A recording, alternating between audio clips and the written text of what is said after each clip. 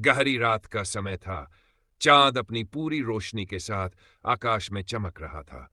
हवाएं हल्की हल्की बह रही थी और जंगल में कोई आवाज नहीं थी। एक छोटे से गांव के बाहरी इलाके में एक बड़ा सा हवेली खड़ी थी, जिसे लोग भूतिया हवेली के नाम से जानते थे। यह हवेली हमेशा से ही एक रहस्य का हिस्सा रही थी और लोग उसे छूने की हिम्मत नहीं करते थे। उस हवेली में रहने वाले परिवार में दो बहनें, मीरा और रानी, अपने माता पिता के साथ रहती थी। मीरा सबसे बड़ी थी और रानी छोटी। मीरा एक समझदार और साहसी लड़की थी, जबकि रानी थोड़ी हंसमुख और चुलबुली थी। दोनों का जीवन शांतिपूर्वक गुजर रहा था, लेकिन एक दिन ऐसा कुछ हुआ जिसने उनकी पूरी दुनिया बदल दी। एक रात मीरा और रानी घर के पीछे बगीचे में खेल रही थी और रात का सन्नाटा इतना घना था कि उनकी बातें भी इको कर रही थी। अचानक मीरा की नजर हवेली की खिड़की पर पड़ी, जहां से एक हल्की सी रोशनी बाहर आ रही थी। यह असामान्य था, क्योंकि हवेली में कभी कोई नहीं आता था। मीरा ने रानी से कहा, क्या तुमने ये रोशनी देखी है? रानी हंसते हुए बोली, तुम्हें वो सिर्फ चांद की रोशनी लग रही है। लेकिन मीरा का मन नहीं माना और वह रानी को लेकर हवेली की ओर बढ़ी। जैसे ही वे हवेली के पास पहुंचे, एक अजीब सी ठंडी हवा ने उनका पीछा किया। हवेली के दरवाजे के पास आते ही मीरा की धड़कन तेज हो गई। वह बिना किसी डर के दरवाजा खोलने को तैयार थी, लेकिन रानी के चेहरे पर डर साफ दिखाई दे रहा था। रानी ने कहा, मीरा, हमें वापस लौटना चाहिए। मुझे कुछ ठीक नहीं लग रहा है। लेकिन मीरा ने उसकी बात अनसुनी कर दी। वह हवेली के अंदर कदम रख चुकी थी और रानी रिलक्टेंटली उसके पीछे चली गई। अंदर घुसी तो अंधेरा ही अंधेरा था। एक डरावनी सी खामोशी छाई हुई थी। मीरा और रानी धीरे धीरे अंदर गए और तभी अचानक एक कटा हुआ हंसी का स्वर गूंजा। दोनों हड़बड़ाए और पलटकर देखा तो एक धुंधली आकृति उन्हें देख रही थी। क्या तुमने सुना? रानी कांपते हुए बोली। यह आवाज, यह कोई इंसान नहीं हो सकता। मीरा ने रानी को शांत किया और कहा, तुम डर मत। हम यहां किसी जादुई शक्ति के बारे में पता लगाने आए हैं। दोनों ने हवेली के अंदर और गहरे जाने का निर्णय लिया। जैसे जैसे वे अंदर बढ़े, हवेली की दीवारों पर अजीब से चित्र बने थे।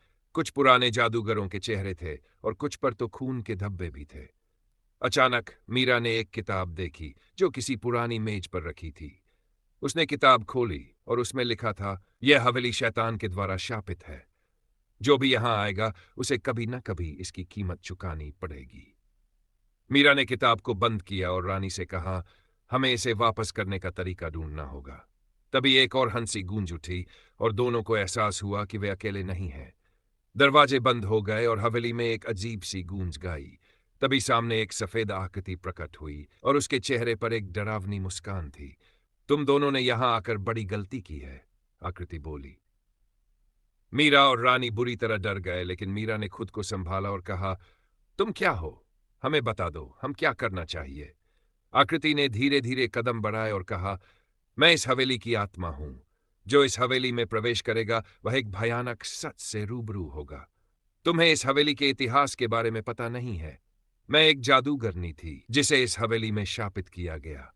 अब तुम दोनों ही मेरी तरह सजा पाओगी।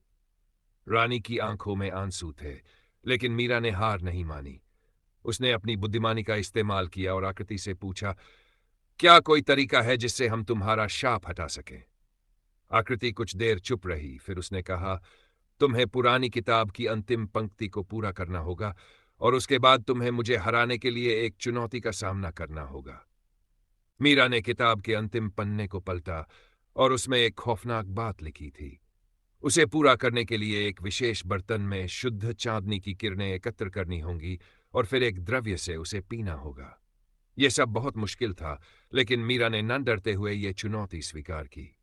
अगली रात मीरा और रानी ने चांदनी की किरणें एकत्र की और द्रव्य को तैयार किया। जैसे ही रानी ने वह मिश्रण पीने की कोशिश की, सब कुछ एक भयंकर चमक के साथ घूम गया। हवेली में एक जोरदार आवाज गूंजने लगी और जादूगरनी की आवाज में बदलाव आ गया। फिर वह एक भयंकर चीख के साथ गायब हो गई। अंत में मीरा और रानी ने हवेली का शाप तोड़ दिया और वह हवेली फिर से शांत हो गई। दोनों बहनें घर लौट आई, लेकिन वे कभी नहीं भूल पाई कि उस अंधेरी रात ने उन्हें कितना डराया और क्या सच में वे अब भी सुरक्षित हैं या नहीं।